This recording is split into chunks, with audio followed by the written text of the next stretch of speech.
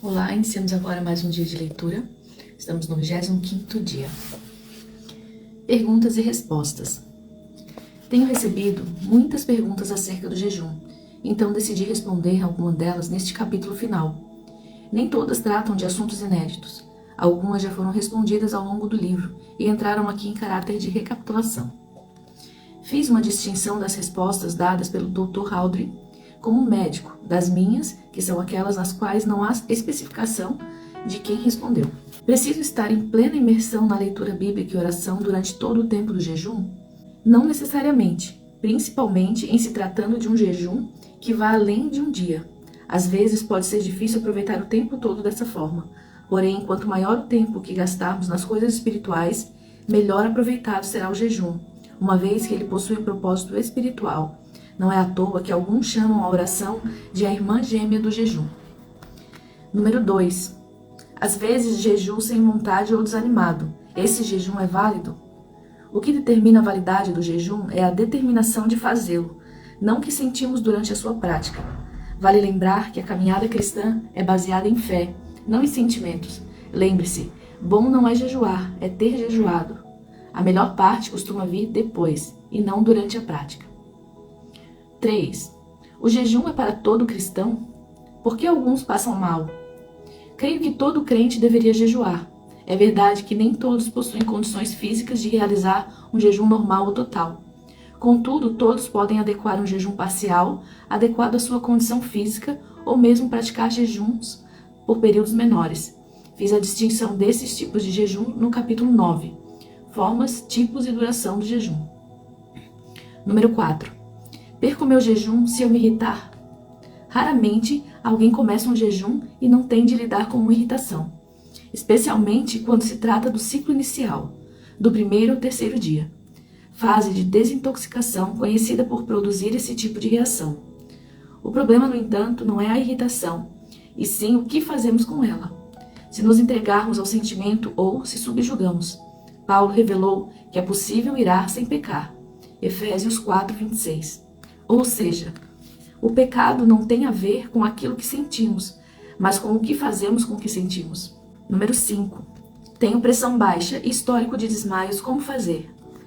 O Dr. Aldrin responde: o jejum nesse caso não é contraindicado, porém é importante um processo de adaptação, aumentando gradualmente o período de jejum e também o consumo de líquidos, água, chá verde, chá mate, tereré, chimarrão, café e também um caldo salgado de ossos ou de miso. Número 6. Posso jejuar durante a gravidez?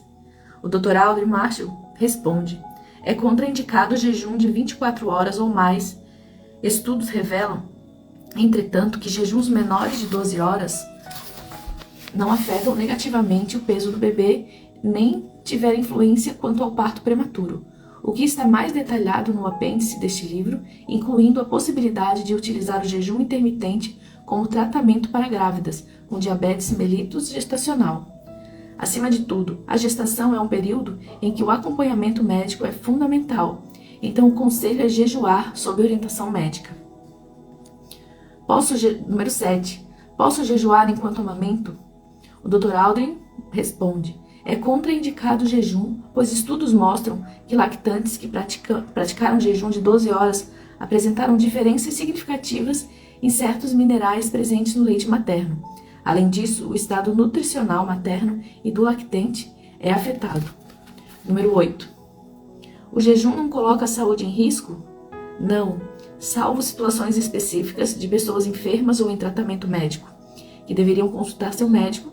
O jejum, especialmente os menores, são saudáveis. Citei anteriormente o Dr. Fung. Faz mal à saúde? A resposta é não. Estudos científicos concluem que o jejum traz benefícios significativos à saúde. O metabolismo aumenta e a energia aumenta e a glicemia diminui. 9. O jejum deve envolver abstinência de sono?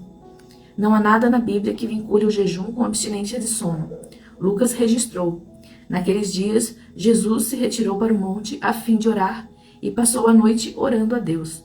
Lucas 6:12. Paulo mencionou tanto vigílias, que podem ser períodos dedicados à oração, como também períodos involuntários de sono, quanto jejum, em 2 Coríntios 6:5. mas não necessariamente os conectou. Escrevendo a Timóteo, o apóstolo mencionou a viúva que espera em Deus e persevera em súplicas e orações noite e dia. 1 Timóteo 5:5. E a contrastou com a viúva que se entrega aos prazeres, mesmo viva está morta. 1 Timóteo 5:6. Embora a última estivesse vivendo o oposto do jejum e da abstinência dos prazeres carnais, não quer dizer que a primeira obrigatoriamente tinha de incluir vigílias em seus jejuns. É claro que normalmente os povos antigos não comiam na madrugada. Ou seja, as vigílias provavelmente eram feitas em jejum, mas os jejuns não necessariamente exigiam vigílias. Número 10. As relações sexuais são permitidas durante o jejum? Tenho repetido ao longo do livro que não há regras pré-determinadas acerca do jejum. Cada um decide como, quando e por quanto tempo jejuar. Paulo apontou que o único motivo para o casal cristão dar uma pausa no momento de intimidade seria para, de comum acordo, por um período de tempo dedicar-se à oração. 1 Coríntios 7:5. Isso significa que a abstinência sexual é cabível e até recomendável em um propósito de consagração e concorda com o motivo do jejum. Não pode, contudo, ser tratada como uma obrigação durante o jejum. Por outro lado, essa pausa para a dedicação à oração também poderia acontecer sem um jejum de alimentos. Ressalto, contudo, que isso é uma decisão a ser tomada em conjunto, pelo casal. Não se trata de uma decisão de apenas um dos cônjuges. Número 11. Tenho de passar mal para o jejum ser válido? Não, o passar mal pode inclusive ser evitado. É um efeito da desintoxicação do organismo. Os jejuns, quando planejados, podem evitá-lo ou minimizá-los. Basta incluir um processo de desintoxicação antes do jejum ou mesmo em seu início. Ofereci informações sobre esse processo no capítulo 11, a forma de jejuar. 12. Posso tomar um remédio para dor de cabeça ao jejuar? O Dr. Aldrin responde: não há contraindicação ao uso de analgésicos, mas com a cefaleia, dor de cabeça é um sinal de que o seu organismo está no processo de detoxificação. A sugestão é aumentar o consumo de água e ingerir 2 cápsulas de magnésio. Número 13. Posso falar que estou jejuando? Tratei disso no capítulo 5. Segue a resenha. Jesus condenou o exibicionismo dos fariseus que faziam questão de aparecer contristados aos homens para promover uma aparente espiritualidade. Entretanto, ele não proibiu de comentar sobre a prática de jejuar. Isso seria contraditório ao fato de existir registros bíblicos do jejum feito pelo próprio Jesus. Como se sabe que Cristo, que estava sozinho no deserto, fez um jejum de 40 dias? Certamente porque ele contou. É claro que não significa que nosso Senhor tenha saído alardeando sua experiência a todo mundo, mas que discretamente repartiu sua experiência com os discípulos. E o que dizer de jejuns coletivos, como o dos líderes da igreja em Antioquia, Atos 13, 2-3. Não haveria como mantê-lo em segredo. Eu particularmente fui estimulado à prática de jejum e ao crescimento nela, ouvindo experiências de crentes que jejuavam.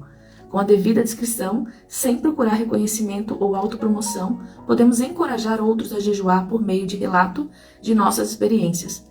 Portanto, ainda que não possamos assumir que devemos contar aos outros, é fato que, da forma correta, podemos fazê-lo. 14. Qual o objetivo principal do jejum? Tratei disso no capítulo 8, no qual afirmo: o jejum deve ter o que classifico de um propósito principal, que lhe é inerente, buscar a Deus, o que abrange adoração, oração e meditação bíblica.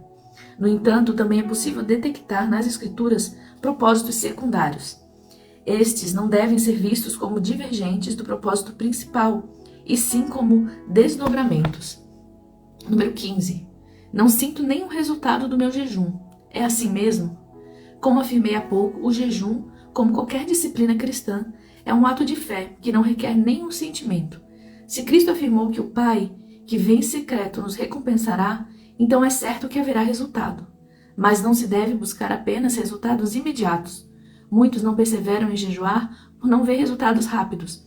Agir assim seria o mesmo que desistir da academia depois do primeiro treino, alegando falta de resultados. 16. Posso jejuar durante a menstruação ou estou imunda, como diz o Antigo Testamento? Os ritos cerimoniais da lei mosaica do Antigo Testamento foram prescritos na Nova Aliança. O escritor de Hebreus afirma que atualmente não passam de ordenanças da carne, baseadas somente em comidas, bebidas e diversas cerimônias de purificação, impostas até o tempo oportuno da reforma. Hebreus 9:10. Espiritualmente falando, não há imundície vinculada à menstruação no Novo Testamento. Sobre a questão da imunidade baixa, assunto que preocupa algumas mulheres nesse período, o Dr. Aldrin explica que o jejum promove o oposto. Como o jejum promove uma detoxificação e acelera o processo de renovação celular, autofagia e morte celular programada, a apoptose, um dos benefícios colhidos é a melhora do sistema imune. 17. Existe jejum de atitudes? No sentido bíblico, jejuar é deixar de comer. Embora um jejum possa incluir outras abstinências, não se caracteriza por elas, e sim pela abstinência de alimentos. Atitudes corretas são requeridas de nós o tempo todo, antes, durante e depois do jejum.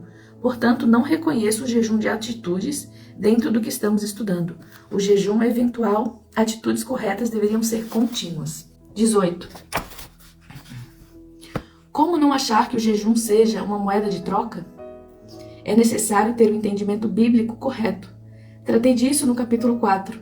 O que é o jejum? O jejum não é, como alguns pensam, uma espécie de moeda de troca ou ferramenta de barganha. Também não é um sacrifício que por si mesmo gere recompensas. Isso tudo seria uma contradição à graça revelada em Cristo que se acessa mediante a fé. Romanos 5:2. Não jejuamos para ganhar alguma coisa, jejuamos para nos conectar com o nosso Deus sobrenatural. Estamos limpando o canal que nos conecta com a unção divina, diz Mahesh Chavda. Vale ressaltar que essa prática também não nos faz merecedores de nada. Nas palavras de John Wesley, o jejum é um meio da graça e não uma forma de excluí-la. Logo, o jejum não deve ser visto como um ato meritório. Deus não deve nada a quem jejua. O jejum, no entanto, tem o poder de produzir mudanças em nós, mortifica a carne, aflige a alma e torna sensível o espírito. E sempre deve ser praticado com o propósito de buscar a Deus, com motivações corretas. 19. Há uma hora certa para começar o jejum? Não, os israelitas do Antigo Testamento tinham o hábito de jejuar a partir das 18 horas, ao pôr do sol, pois era o momento em que se encerrava um dia e iniciava o outro. Como a virada que atualmente marcamos à meia-noite, contudo, cada um decide quando começa seu jejum e quando encerra. Não há nenhuma predeterminação bíblica quanto a isso.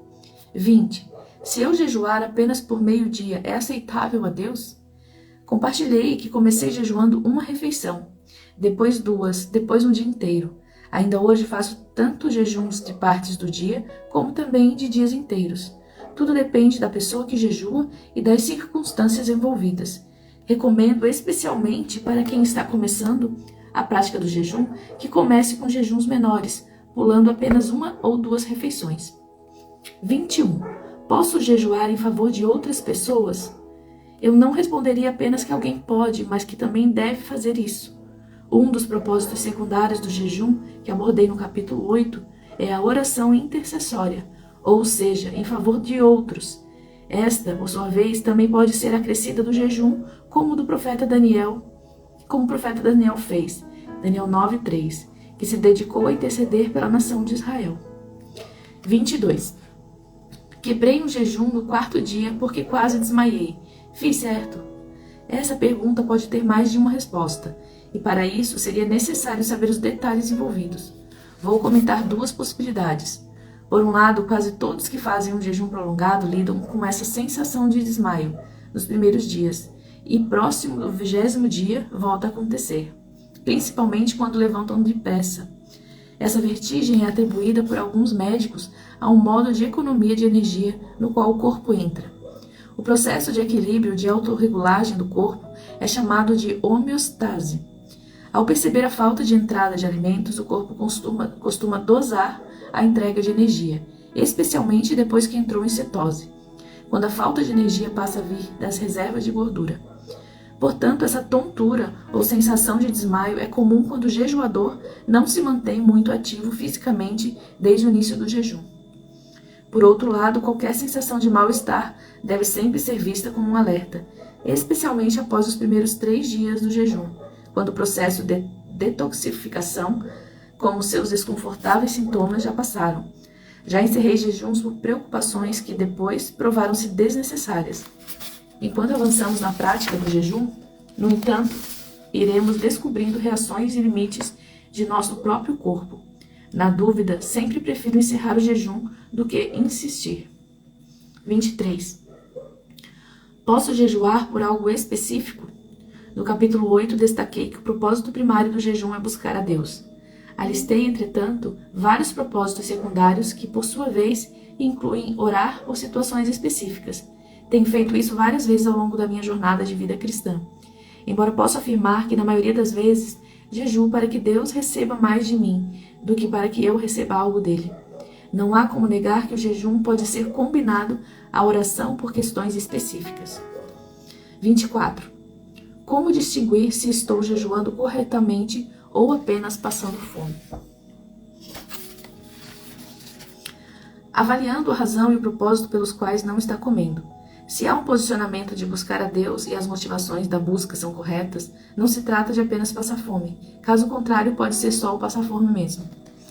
25. Devo beber apenas água ou também posso ingerir outros tipos de bebida? Essa resposta depende do jejum a que a pessoa se propôs a fazer. Tanto um como o outro são tipos bíblicos de jejum. Trato disso no capítulo 9. 26. Posso desistir do jejum antes do prazo estabelecido? Há razões para interromper o jejum antes do prazo proposto. Penso que os principais são por questões de saúde, se alguém está de fato passando mal, ou se outra situação de saúde surgiu paralelamente ao jejum, como a detecção de uma enfermidade. Enquanto eu escrevi este livro, minha esposa interrompeu um jejum no segundo dia por ter contraído Covid. Ela preferiu sabiamente recuperar-se e fazê-lo depois. Muitos acabam desistindo, no entanto, especialmente no início da prática, por não conseguirem perseverar. Penso que não devem martirizar-se por isso. Pelo contrário, que haja incentivo a recomeçar e a insistir, porque é na prática que aprendemos e crescemos nessa disciplina espiritual. 27. O que fazer quando se esquece que estava jejuando? Isso pode acontecer. Quando aconteceu comigo, agi de formas distintas, de acordo com o ocorrido. Já corri cuspir o que havia colocado na boca antes de engolir e já tive o infortúnio de lembrar só depois de ter comido. Ato que fiz por reflexo e hábito sem pensar. Numa dessas situações estava em um jejum parcial, sem ingestão de carne, e alguém me ofereceu uma esfirra. Enquanto eu comia, a própria pessoa me perguntou: "Você não está evitando carne?" Olhei para o que eu estava comendo, perplexo, porque havia me esquecido. Pedi perdão a Deus e segui com um propósito. Outra ocasião, comi antes do período proposto, novamente por esquecimento. Pedi perdão a Deus e comecei outro jejum fazendo tudo de novo. Com o tempo, passei a ter tanto cuidado para isso não acontecer, que muitas vezes, em jejuns prolongados, sonhava que comia e quebrava o jejum. Isso é quase um pesadelo. Nessas ocasiões, o alívio era enorme ao acordar e perceber que havia sido apenas um sonho. 28. Jejum bíblico também pode incluir a intenção de emagrecer? Se o emagrecimento não for o propósito principal, não vejo nada de errado em se aproveitar de um de seus efeitos colaterais. Entretanto, depende do que tipo de jejum estamos falando. Se é um parcial, se é um jejum intermitente aplicado de forma recorrente por períodos maiores. Jejuns menores quase não levarão ao emagrecimento. E os maiores, diferentemente, embora proporcionem muito emagrecimento, também podem levar a uma rápida recuperação de peso depois.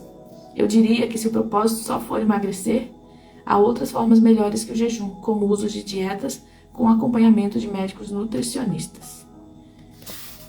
Amém? Por hoje é só. Boa noite. Deus abençoe.